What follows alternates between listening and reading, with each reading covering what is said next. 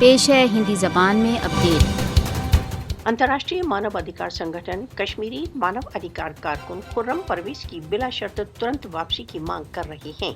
Amnesty international, human right watch तथा अन्य मानव अधिकार संगठनों ने कहा है कि भारत में मानव अधिकार संरक्षकों के कार्यों के अपराधीकरण को तुरंत बंद करना चाहिए। एमनेस्टी सहित सार्वभौमिक मानव अधिकार संगठनों का कहना है कि खुर्रम परवेज के विरुद्ध अभियोग उनके शांतिपूर्ण मानव अधिकार कार्यों के प्रतिशोध में है।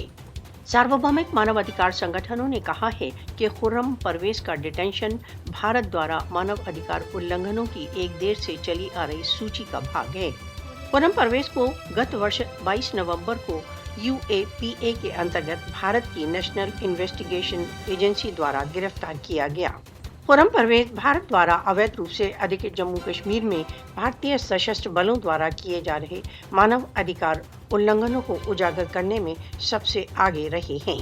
JKCCS, जिसके लिए खुर्रम परवेज काम करते हैं, ने भारतीय सशस्त्र बलों द्वारा घाटी में अनेकों भीषण मानव अधिकार उल्लंघनों के केस रिपोर्ट किए हैं। भारत द्वारा अवैध रूप से अधिकृत जम्मू कश्मीर में मानव अधिकार कारकुनों की अवैध गिरफ्तारियां भारत के राज्य आतंकवाद का स्पष्ट प्रमाण है।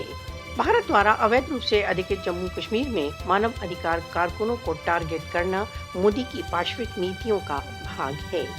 मोदी शासन को भारत द्वारा अवैध रूप से अधिकृत जम्मू कश्मीर में मानव अधिकार संगठनों के कारकुनों के विरुद्ध आक्रमणों के लिए उत्तरदायी ठहराया जाना चाहिए।